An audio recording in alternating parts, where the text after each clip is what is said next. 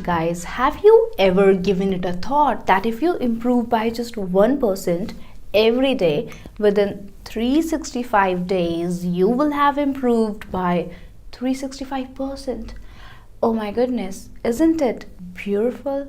आप सबसे पहले मुझे ये बताएं कि जो सेंटेंसेस मैंने अभी इंग्लिश में बोले हैं, क्या वो आपको 100% समझ आए हैं या 70%, 80%, 50%, जितना भी परसेंट वो सेंटेंसेस आपको समझ आए हैं, प्लीज़ मेरे को कमेंट सेक्शन में बताएं। इससे मुझे आपके करंट लैंग्वेज लेवल का आइडिया होगा कि आपके लिसनिंग स्किल्स कितने अच्छे हैं। अब आते हैं मेन पॉइंट पर।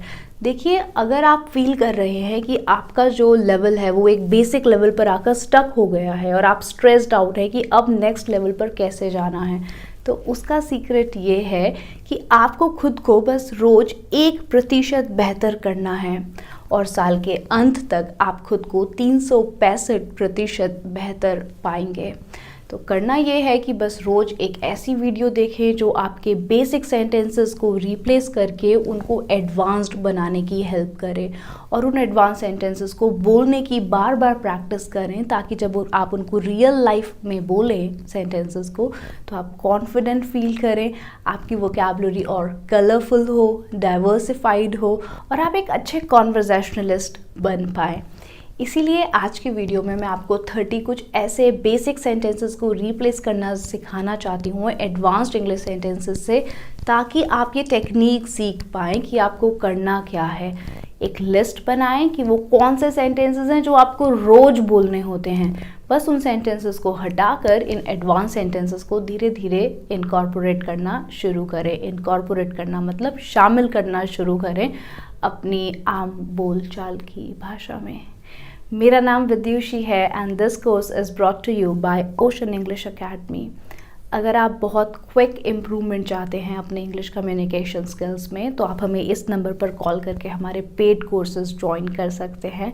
और अगर फ्री में इंग्लिश सीखनी है तो बस बहुत सारी मेहनत करते रहें, वीडियोस देखते रहें, प्रैक्टिस करते रहें और बहुत सारा प्यार मुझे देते रहें।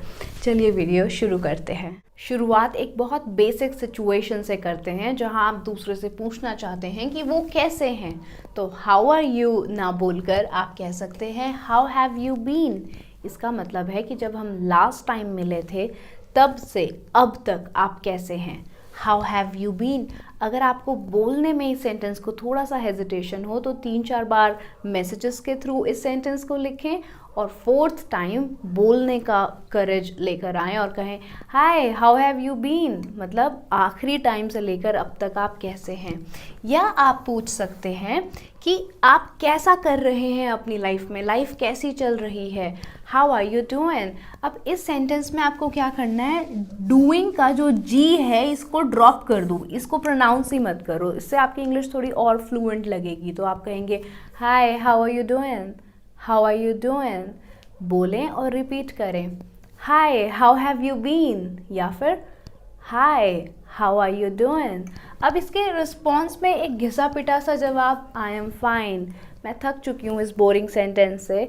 आप भी कोशिश करें कि आई एम फाइन ना बोलकर कहें आई एम गुड या फिर प्रिटी गुड। प्रिटी मतलब बहुत अच्छा। How are you, how are you doing, pretty good, बहुत बढ़िया। या अगर किसी ने पूछा है हाउ हैव यू बीन, अगर आपसे ही आपका क्वेश्चन पूछ लिया जो आपने सीखा है आज मेरे साथ, तो आप जवाब में दें आई हैव बीन ग्रेट। क्या आप गेस करना चाहेंगे कि ये कौन से टेंस से बना है सेंटेंस, क्योंकि आखिरकार सारे के सारे सेंटेंस किसी ना किसी टेंस में तो बने ही होते हैं। तो ये कौन से टेंस में है ये आप गेस करें।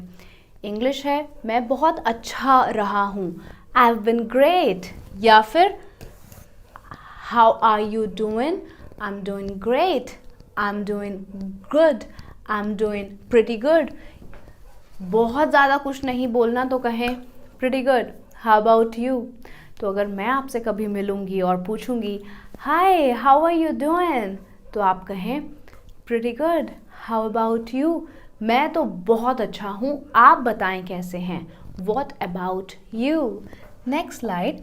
आप किसी से फर्स्ट टाइम मिलते हैं तो ये ना कहकर कि व्हाट डू यू डू, आप क्या करते हो, आप कह सकते हो what do you do for a living. For a living मतलब जीविका चलाने के लिए आप क्या करते हैं।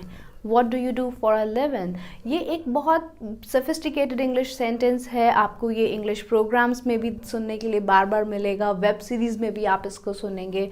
तो अगर आप किसी स्ट्रेंजर से बात कर रहे हैं मैसेजेस के थ्रू, तब भी आप पूछ सकते हैं hi what do you do for a living, आप जीविका चलाने के लिए क्या करते हैं। रिप्लेसमेंट है what do you do sentence की। फिर आपने उनसे पूछा कि अच्छा आपने ये प्रोफेशन क्यों चूज़ किया, why did you choose this profession. ये बड़ा स्ट्रेट फॉरवर्ड सा क्वेश्चन है, why did you choose this profession, जैसे आप इन्वेस्टिगेट कर रहे हो। आप उनसे बेहतर पूछें कि आप इस प्रोफेशन में कैसे आए। How did you get into this profession. Get into मतलब किसी चीज़ में आना, जैसे गेट इनटू द कार, गाड़ी में बैठो। प्रोफेशन में आना, गेट इनटू द प्रोफेशन। तो अगर आप मेरे से पूछना चाहेंगे कि आपने पढ़ाना कैसे शुरू किया, आपने कब सोचा कि आपको टीचर बनना है, ट्रेनर बनना है, तो आप ये ना पूछकर why did you get into this profession, पूछें how did you get into this profession. How did you get into this profession. सुने और रिपीट करें, how did you get into this profession. Perfect.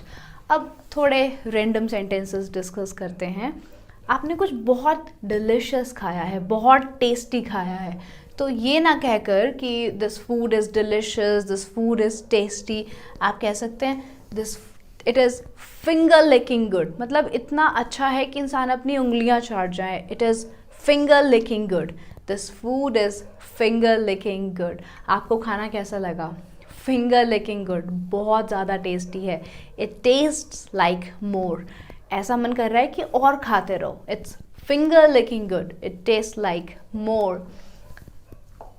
अब I am busy with some work, बहुत ही basic scenario, आप पढ़ रहे हैं, ऑफिस में हैं या घर का काम कर रहे हैं पर दूसरे को नहीं बताना चाहते कि आप कपड़े धो रहे हैं, तो आप उन्हें कहेंगे कि भाई यार मैं कुछ काम कर रहा हूँ, I am busy with some work.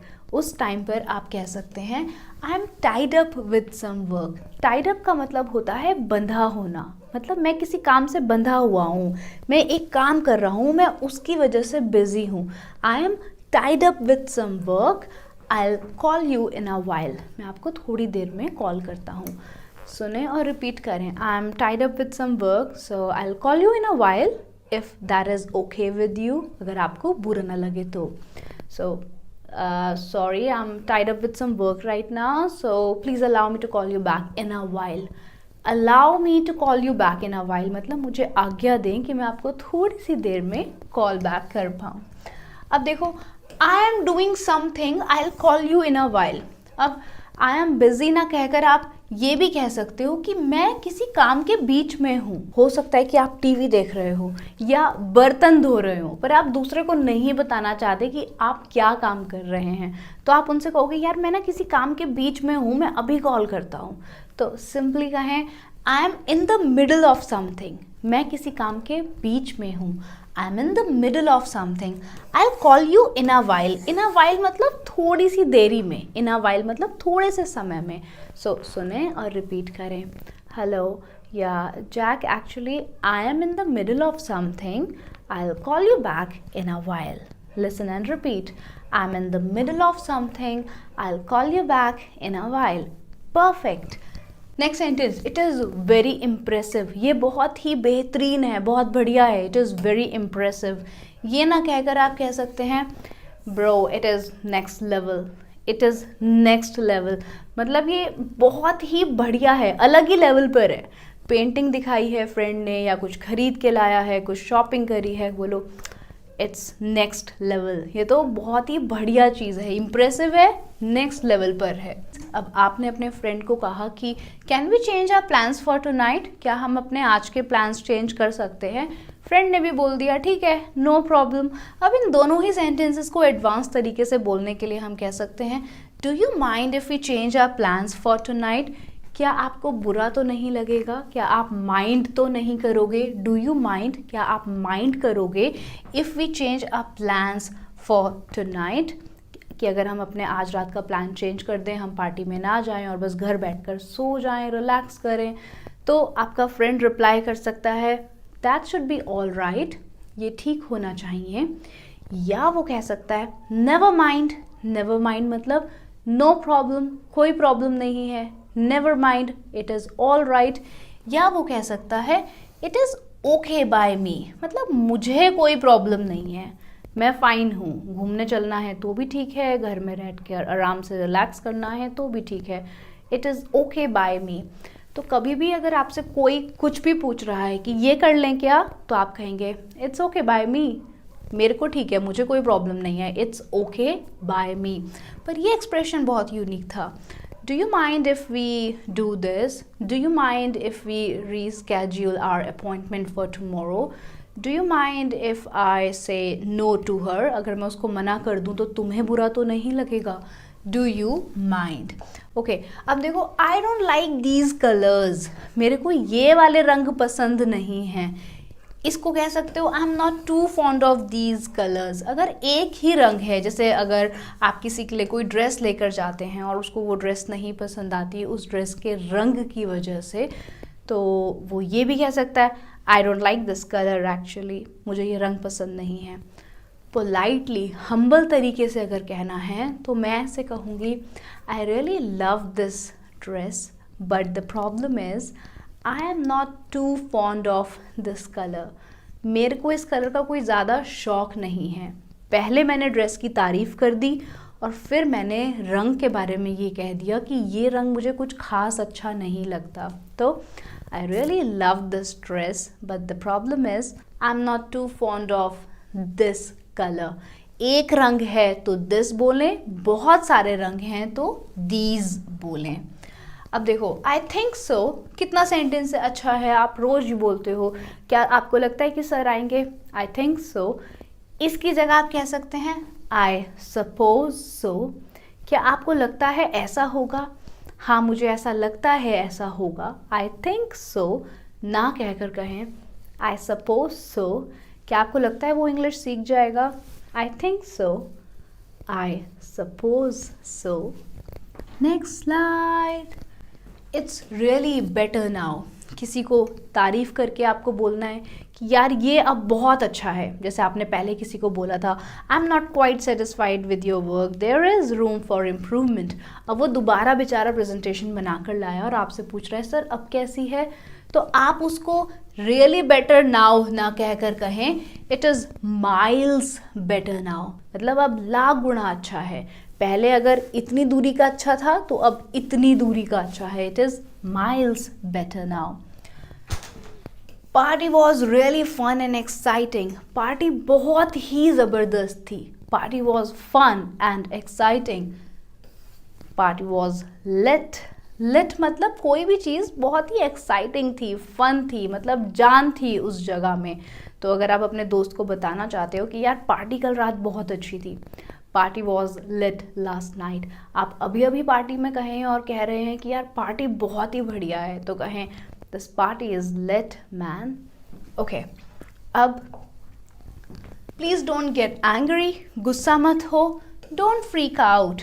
Gate angry मतलब गुस्सा होना, और इसी के लिए हमने एक एक्सप्रेशन या फ्रेजल वर्ब यूज़ करी है फ्रीक आउट, मतलब गुस्सा मत हो। Don't go mad at me, एकदम से चीखना चिल्लाना मत शुरू करो। Please don't freak out. Okay, अब देखो आप किसी से पूछते हो कि पैसा एडवांस में देना है क्या? डू आई नीड टू पे इन एडवांस? क्या पैसा एडवांस में देना पड़ेगा ये सर्विसेज लेने के लिए? ये ना कहकर आप कह सकते हैं do I need to pay up front, मतलब सारा का सारा पैसा फ्रंट में, अप फ्रंट, पहले के पहले, अप फ्रंट। याद कर लो, अप फ्रंट, पहले के पहले। Do I need to pay up front? Do I need to pay whole amount up front, मतलब सारा का सारा पैसा पहले देना होगा क्या? So what is your budget? आपका बजट क्या है? अब कई बार ऐसा होगा आपके पास कस्टमर आएगा और आप कस्टमर से पूछेंगे कि सर आपका बजट क्या है, व्हाट इज़ योर बजट? आपको ड्रेस लेनी है, व्हाट इज़ योर बजट? छोटी छोटी चीज़ों से कस्टमर गुस्सा हो सकता है, नाराज़ हो सकता है, थोड़ा ह्यूमिलेटेड फील हो सकता है। तो आप उस पर उसको व्हाट इज़ योर बजट ना पूछ कर कहें कि सर आपने कुछ बजट सोचा है क्या, कि आपको कितने रुपए तक का गिफ्ट चाहिए या कितने रुपए तक की प्रॉपर्टी खरीदनी है। या आपका फ्रेंड भी आपसे अगर डिस्कशन कर रहा है कि मुझे ये खरीदना है और आप पूछना चाहते हैं कि भाई कितने पैसे हैं, तो ऐसे ना कहें, कहें do you have budget in mind, दिमाग में कुछ पैसे के बारे में सोचा है क्या। Do you have budget in mind, do you have budget in mind. Excellent. अब आते हैं नेक्स्ट सेंटेंस पे। ही